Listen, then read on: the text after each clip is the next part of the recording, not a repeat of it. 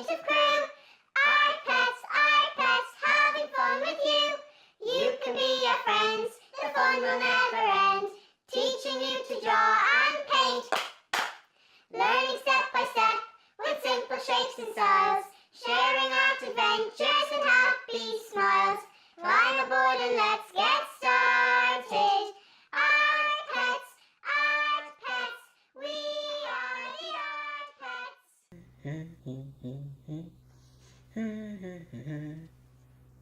Oh, hello. I'm here in the den, organising our next art adventure for you while Princess Phoebes is out exploring. We said we would show you how to draw and paint faces. Faces are very interesting and can be drawn and painted in many ways. Realistically, cartoon and caricature. Today I'm going to show you how to draw and paint a cartoon face.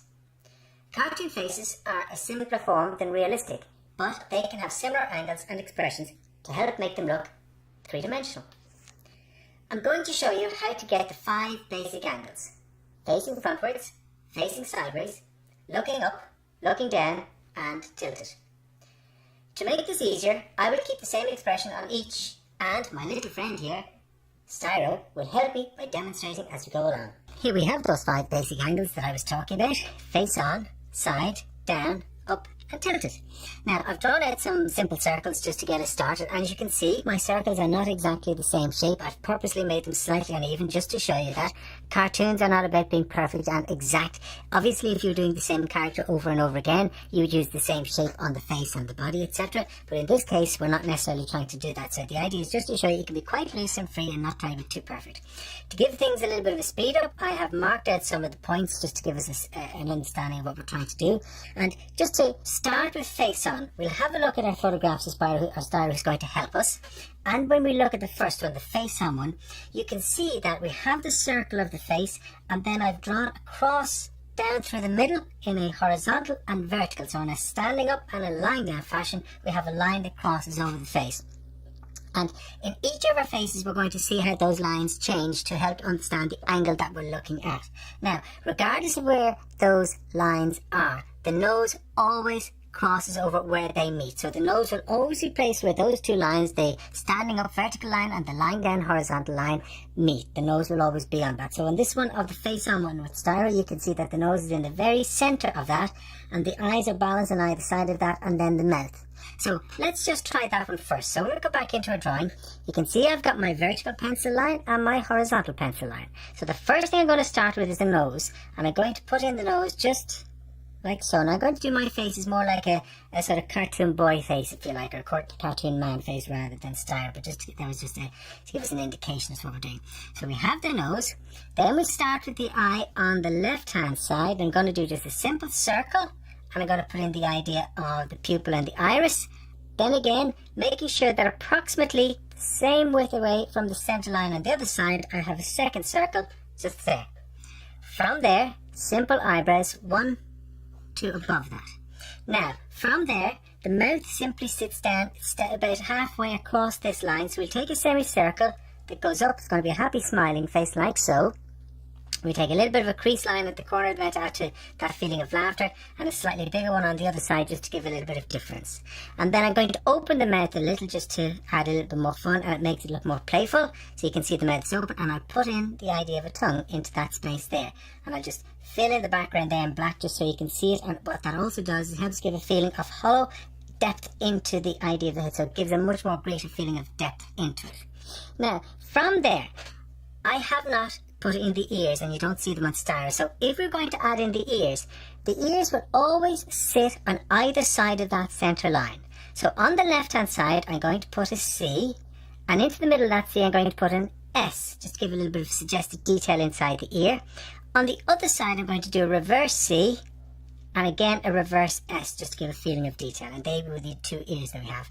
And then finally, if we wanted to put in a bit of hair, we might take some hair coming up and moving towards the right here, just in that way, building a little bit of suggestion into that, and then a small amount on the left hand side, so we look like we have a little bit of playful hairstyle into that space. And that would be the way in which we'd show a face on. Now if we were showing the neck, it would simply sit below that line there. From there, if we move to the side view and we look at Styro from the side, once again, you can see how the center lines have moved. So the horizontal line, the lying down line, is pretty much in the same space, but it's slightly more curved. So that helps us to understand the roundness that we're looking at from the face. But the horizontal, or the vertical line, is very, very rounded. It's changed dramatically from the flat lines of the face-on view that we had. And so you can see when we come back to our drawing, where I put in my pencil lines, that the center line curves slightly here, but there's a much more dramatic curve on the vertical line coming down. So once again, it's always a good idea to start with the nose. Now, where the nose in this one looks flat, in this, because we're looking from the side, we're going to have the nose coming out a little, so it's going to protrude a little like so, and that's what we would see in that regard there. Now, when we look at the eye on the right will be here, and we put in the circle for that and just make that a little bit bigger.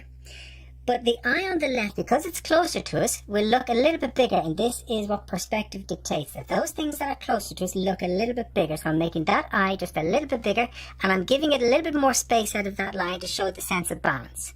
Once again, the eyebrow over here and the eyebrow over there. Now, as I said, I'm keeping the expression on each of these the same so that we get a feeling of how it all works, and it's much easier to understand. Now, the lips are going to go from about here, and they're going to come in a semicircle all the way across to that side there. Now you can see again the distance from here to there is less than from here to here, because we're seeing a lot more of this side of the face, the left hand side, as we look at it, because of the fact that the figure is looking towards the right hand side. So the head is looking towards the right hand side. We'll have the little crease line there, and then we'll have the bigger crease line here, and then once more we'll open up the mouth, but we don't see it quite so far on the right hand side, and then once again the tongue, and we just fill in that space to give a little bit of shaping, a little bit of depth into that area there, like so. Okay, now from there we need to consider where the ear would go, and the ear was not going to go all the way across here, because we're seeing the face from the side. We're seeing a lot more of the side of the head. The ear has to sit inside across that line for sure, but you will have space at the back. So we have our C, and once again we have our little S that sits inside of that to give a suggestion of detail. The hair, the parting of the hair which sits about there to the left of the eye, if you follow that up, the hair will start from about here, and it'll come across that way, and then it'll come back down this way. But where we see it only in profile here, we see it come around the shape of the head here, so we'll see a little bit more of the hair coming from about there. So the parting going across to the right, and then coming down here on the left hand side. That's what we'll see in that space. Once again, the neck will sit just across from that line, so just about here you'll see the neck just sitting into that space there. Okay? Now if we look at the downward one, once again we'll see that the center line remains pretty much the same. The center vertical line remains pretty much the same, but the horizontal line has changed dramatically. It's now much, much lower, and it's also equally very curved. So if we come back into our drawing, you can see that once again this line, this vertical line, seems quite straight, but this one is much more dramatically curved. Now as before, we always start with the nose, and the nose will start where these two lines meet. Now that we're looking down, we're going to see the nose from the top down, so it's going to come down from that space this way. So this is how we're now going to see the nose. So you can see not unlike this, a bit similar, but looking down. From there, we then have the idea of the eyes, and they'll be quite balanced on the left and right. So I'm going to start on the right hand side, do my circle, put in the idea of the pupil and the iris, and the same here. Again, trying to make sure that they're about the same distance from that center line on either side. Once again, eyebrows, and you can see those quite rounded because you're looking down. Now, you can see we have a lot less space between the nose and the chin, whereas we have a lot more space in each of these, and so the mouth is going to come down and around in a semicircle. But where there's a distance between the nose and the top of the mouth in both of these, the gap between the nose and the mouth will be much, much less. And oftentimes, the nose and the mouth will be touching. Once again, we have that little crease there and this big one here. And then when we bring the opening of the mouth in, we won't see quite as much of it. It'll be much, much tighter than these. And we'll see only a sliver of the tongue and the space inside of that because we're looking down. From there, the ear will sit on either side of this line in the same fashion. So we'll have the ear just sitting there with its reverse S, and on this side there with its actual S. The hair now, the parting, as we said already, is just above the left eye as we look at it. So it's going to start from here. The hair is going to come out this way. So where we see it in profile here and in semi-profile there, we're not going to see it in profile here. We're going to see it going downwards towards the ear on the left and back towards the ear on the right. So what we'll end up seeing is this and this much flatter. So what we end up seeing is a lot more of the top, or the crown of the head as it's known when we look at this view. This is also known as a bird's eye view that we have here, okay, in that space. Now we move to the up view, and again the reverse of this is what happens. So when you look at the photograph, you can see that the center line once again remains pretty much the same, but the vertical line remains the same, but the horizontal line changes dramatically and moves much more towards the top of the head. So when we look at the drawing, you can see the center line here, but the top line has moved much higher up towards the top of the head. And now the nose follows that. So the nose, where it's going down, the nose is now going to go up. So the nose is going to go this way. So whereas before we're looking down or across at the nose, at the side of the nose, down at the nose, we're now looking at the underside of the nose this way. Because we're looking up at the eyes, they will be a little bit smaller. We won't see them as big as we would normally because they're slightly further away from us, so the same rules of perspective apply. Then we have the eyebrows, 1, 2, and they appear slightly closer to the eyes as well. Now we have an awful lot of space down here. We don't need to move the mouth too far down because what we're seeing is the idea of the underside of the chin. So we keep the mouth just a small amount of distance away from the nose. We'll start the mouth about there. We'll have that very semicircular. Note the way that's going in a completely dramatic fashion, in a slightly oval or slightly semicircular fashion, just this way. We have the little corner of the mouth there. We have this laughter line here, and once again we open up the mouth and we see that there. We see that we don't see quite so much of the tongue, but we see a lot more of the darkness into the roof of the mouth. And once again, as I said, this darkness is helping us to understand the volume in the head itself. From there, the ears on this edge where the pencil line meets the face, and we have a reverse C and a reverse S, and then our actual C and our S on the other side. And you can see the ears don't have to be the same size. Being slightly different always helps that a little bit more drama. Now what changes also here is how much of the hair that you see. Where we're looking down and we're seeing the crown of the head, and that's known as a bird's eye view. We're looking up and we're seeing very little of the head, and this is known as a worm's eye view. And so what we see of the hair is just the hair creeping out a little here and creeping out a little there. So it helps that we don't see quite so much of it to understand that we don't have the full view of the top of the head showing through. From there, the neck, actually I need to show you down here, on the downward view, because we're looking down, we don't see so much of the neck because the chin and the head are hiding it, so we see a much smaller neck from top to bottom than we see here or here. Whereas in this one, it's the reverse of that. We see a lot more of the neck, and the neck now no longer starts at this line, but actually goes into the face there and comes back down that way. So this is what we see when we see the collar and the neck coming in. So it's a different view. You see it going in, and you see the idea of the line of the back head crosses over that, so it gives the feeling of elevation and worm's eye view. Finally, we have the tilted one, which is, in this case, we're looking at it from the side, but it's just going very slightly upward. So you can see that where this one is straight as across both top and bottom, again, this turns. So we look at the photograph of the tilted one, you can see that I've now moved the center line to the left-hand side, the vertical center line to the left-hand side, and the horizontal one, again, is quite dramatically rounded. So you can see it in the drawing. The vertical line is very much to the left, and the horizontal one is this way, quite rounded. So once more, we start with the nose, and the nose now goes out across that middle space there. So we're on this one, we're going out towards the right. This is coming out towards the left. Back down. Now once again, we don't see an awful lot of the eye on the left hand side because it's further away. We see the eye on the right closer to us, looking larger, and the fact that this one is smaller helps to give the feeling that this is further away and give it a greater feeling of distance. Similarly, we're not going to see as much of the mouth on the left hand side, so when we do our semicircle, it stretches more on the left hand side than it does onto the right. You can see it goes slightly higher.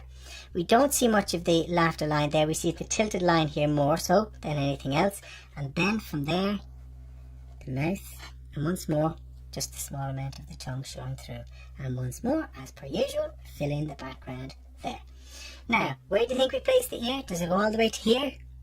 No, you're quite right. It sits slightly inside the head because once again, we're seeing an awful lot more of the side of the head. So we have the ear sitting about halfway across there, and a reverse C and a reverse S, and it's slightly, you see a space, you leave a gap at the back to show we're seeing more of it.